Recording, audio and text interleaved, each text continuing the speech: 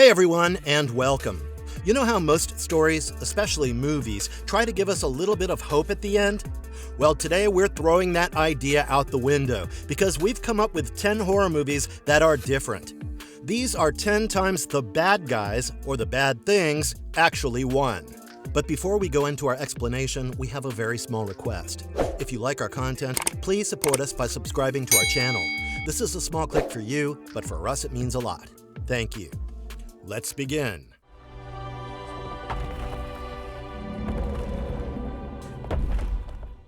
The Mist, 2007. Author Stephen King, who wrote the novel the film is based on, actually preferred director Frank Darabont's much bleaker ending to his own, praising its audacity and stating it was the kind of ending he would have written if he'd had the nerve at the time. In this movie, thick mist just rolls into a small Maine town after a storm, trapping David Drayton, his little boy Billy, and a bunch of others inside the local supermarket. Turns out, this ain't no ordinary fog. You can't completely see them, but this fog hides otherworldly monsters. Inside the store, things go south fast. Panic sets in, and those who dare to go out get picked off by giant insects and tentacled beasts. David, seeing no other way out and trying to keep his son safe, eventually makes a break for it with Billy and a few others in his car. They drive through a nightmare landscape, witnessing more creatures until they finally run out of gas. Believing it's all over and wanting to spare them an even worse fate, David makes the difficult decision to use his last bullets on his companions, including his own son. Literally moments later, the mist starts to clear and the army rolls in, having everything under control. He just killed them all for nothing, and it just breaks him. No surprises here. This movie is amazing at showing what it's like when people are totally defeated. You really feel how hopeless and incredibly sad everyone becomes, and you see how being extremely scared can just break someone down mentally. If you liked The Mist, then just wait for the next one. The list only gets crazier.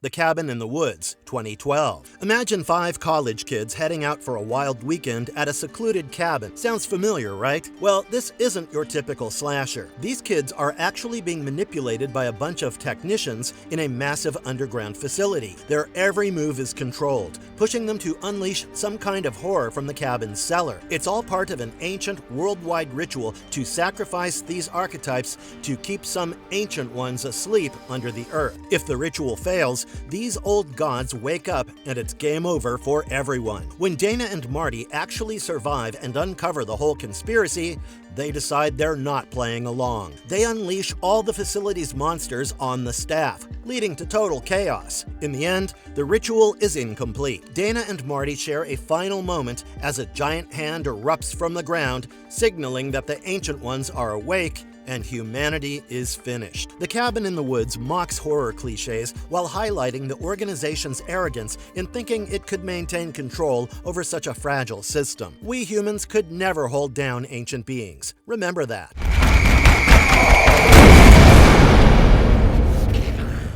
28 Weeks Later, 2007. As of now, 28 years later is all the trend.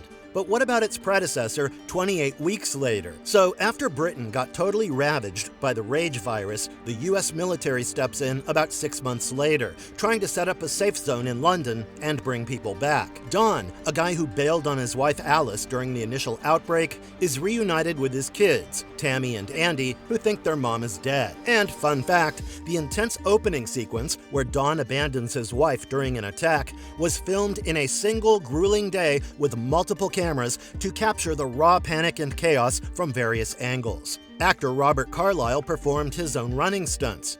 But plot twist, the kids sneak out and find Alice alive. And it turns out she's a carrier, which means she's infected but showing no symptoms. Reminds you of the COVID-19 era, doesn't it? Big mistake. Dawn kisses her, gets infected, and all hell breaks loose again in the supposedly secure District 1. The military goes full code red, which pretty much means kill everyone to stop the spread. A few good soldiers, like Major Scarlet and Doyle, try to get Tammy and Andy out of the city. It's a chaotic fight for survival, with Don, now a full-blown rage monster, hunting his own kids. They manage to get the kids on a helicopter to France, but the final shot is a swarm of infected tearing through the Paris metro. Yeah, the virus made it to mainland Europe. Humanity's pretty much screwed.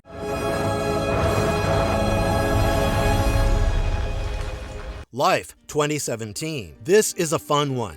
A crew of astronauts up on the International Space Station make a huge discovery. You guessed it, they found life on Mars.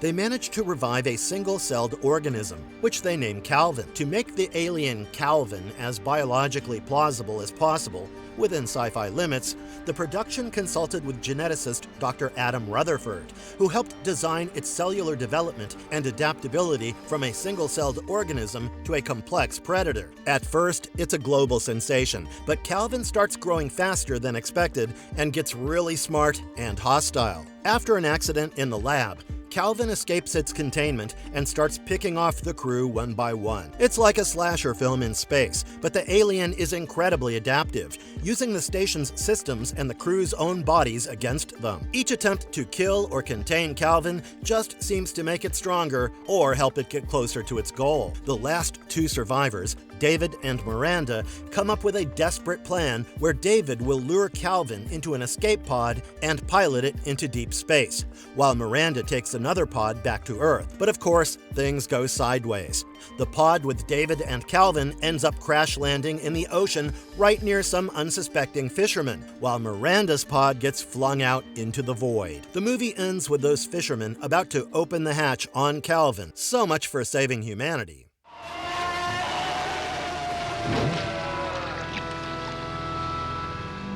The Thing, 1982. Down in the freezing isolation of Antarctica, a team of American researchers at Outpost 31 get disturbed when a Norwegian helicopter chases a sled dog right to their base before crashing. They take the dog in, but big mistake, it's not a dog. It's a shape-shifting alien that can perfectly imitate any living thing it absorbs.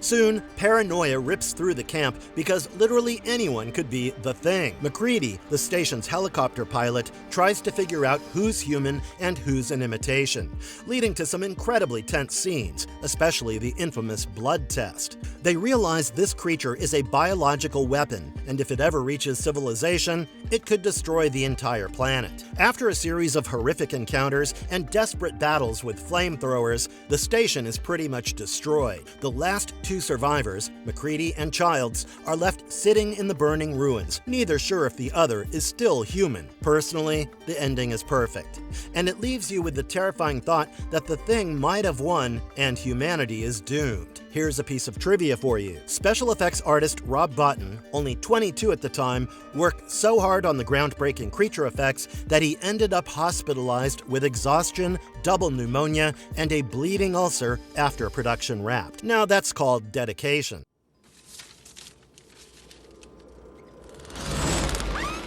In the Mouth of Madness, 1994. Another personal favorite. Insurance investigator John Trent, a guy who thinks he's seen it all, gets hired to find a missing horror novelist named Sutter Kane. Kane's books are a huge deal, but they also have a side effect of messing with readers' heads. Trent, along with Kane's editor Linda Stiles, figures out that clues on Kane's book covers lead to a supposedly fictional town called Hobbs End. They drive there, and reality starts to get twisted. Hobbs End is real, and it's straight out of Kane's nightmares, because monsters live there. Just think about driving to a new town and literal monsters are living there. Trent finds Kane, who reveals that his writing is literally bringing ancient evil entities into our world, and the more people read his new book, In the Mouth of Madness, the crazier the world gets. Trent tries to fight it, to stop the book, but he realizes he's just a character in Kane's story. Society collapses into mass insanity and monstrous transformations. The film ends with Trent, now completely unhinged,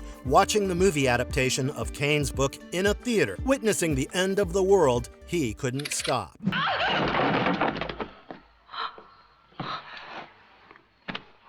The Beyond, 1981. Liza Merrill inherits an old hotel in Louisiana, thinking she's going to fix it up. Bad idea. This place is built over one of the 7 gateways to hell. As soon as renovations start, all sorts of freaky, gory stuff starts happening. Workers meet grisly ends. A blind woman named Emily warns Liza to leave, and the hotel's dark past involving a warlock named Schweik comes to light. Liza teams up with a local doctor, John, but the evil just keeps spreading. They encounter zombies, reanimated corpses, and a general sense of impending doom. It's less about a clear story and more about a descent into a surreal, atmospheric nightmare. Their desperate attempts to escape the hotel and the encroaching evil only lead them deeper into the horror. They even flee to a hospital, only to find it overrun by the undead. In the end, Liza and John find themselves inexplicably transported to this bleak, gray, silent wasteland. The same landscape from a cursed painting in the hotel. They're blind and trapped, having literally stepped into the beyond. There's no fighting it, because evil just swallows them whole.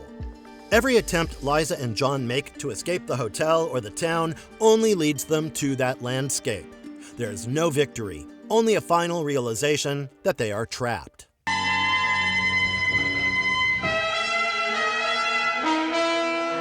Night of the Living Dead, 1968. This film highlights societal collapse not just from the external threat of zombies, but from the internal breakdown of human cooperation.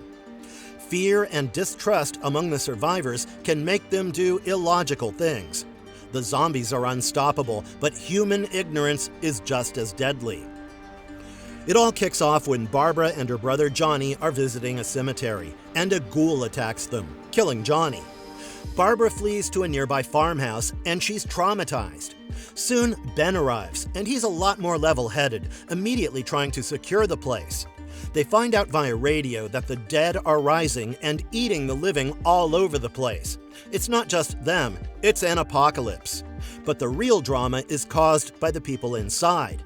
A small group is hiding in the cellar, including the selfish and panicky Harry Cooper, who constantly clashes with Ben about how to survive. Their inability to work together, the constant bickering and bad decisions are just as dangerous as the ghouls clawing at the windows.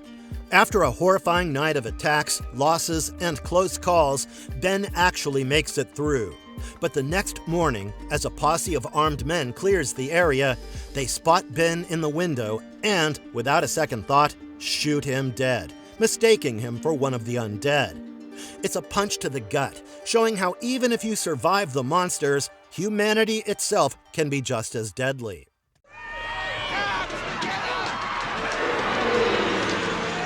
Return of the Living Dead, 1985. This one's a bit wilder and funnier, but still ends horribly. Freddy starts a new job at a medical supply warehouse where his foreman, Frank, accidentally unleashes a toxic military gas called 2,45-trioxin from some forgotten barrels. It reanimates the dead. But these aren't slow zombies. These ghouls are fast, smart, can talk, and they really want brains to stop the pain of being dead. When Freddy and Frank try to get rid of a reanimated cadaver by cremating it with their boss Bert and a mortician friend Ernie, the smoke carries the trioxin into the rain clouds. Soon, a toxic rain falls on the nearby cemetery, and all the corpses claw their way out. Freddy's punk friends, who are partying in the cemetery, get caught in the middle. The survivors hole up in the mortuary, but Frank and Freddy start turning into zombies themselves from the initial gas exposure. In a desperate move, Bert calls a number on the trioxin drums, reaching the military. Their solution? Nuke the town. The bomb goes off, but the final shot shows the smoke from the nuke spreading the trioxin into the atmosphere globally. They just made the zombie plague worldwide. Big whoops. Defeat is a consequence of human error, from the initial leak to the misguided military response. The zombies themselves are presented as a superior and virtually indestructible threat. It's a little satirical when it comes to incompetence, showing how attempts to control a crisis can make for way more trouble. I never stop thinking about you.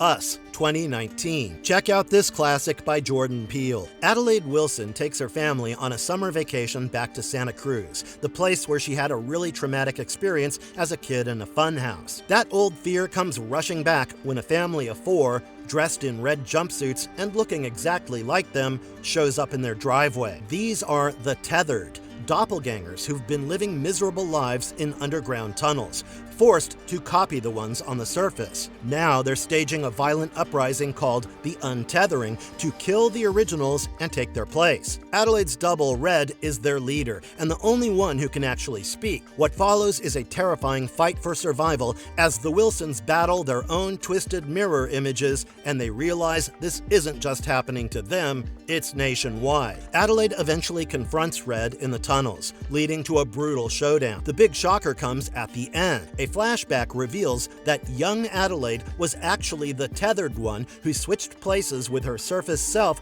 in the funhouse all those years ago. So the Adelaide we've been rooting for is the doppelganger. All of it ends with her giving a sly smile as they drive away, seeing thousands of tethered joining hands across America, having successfully taken over. Chilling stuff. Humanity's loss is portrayed as a violent societal collapse, an overthrow of the established order by a hidden underclass. The tethered are not a supernatural or alien force in the traditional sense, but a dark reflection of humanity itself, born from its sins and neglect. Another thing to notice is that the scissors used by the tethered were chosen by Jordan Peele because they represent duality, two identical yet separate parts working together, mirroring the film's theme of a divided society. Marvelous verdict. All right, so there you have it. 10 times humanity just didn't make it. What are some of your favorite Humanity Loses endings? Let me know in the comments.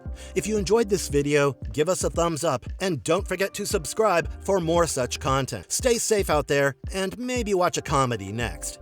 See ya, and if you liked our content, don't forget to leave a like and subscribe to us if you haven't already. Have a good one and be safe. Thanks everyone.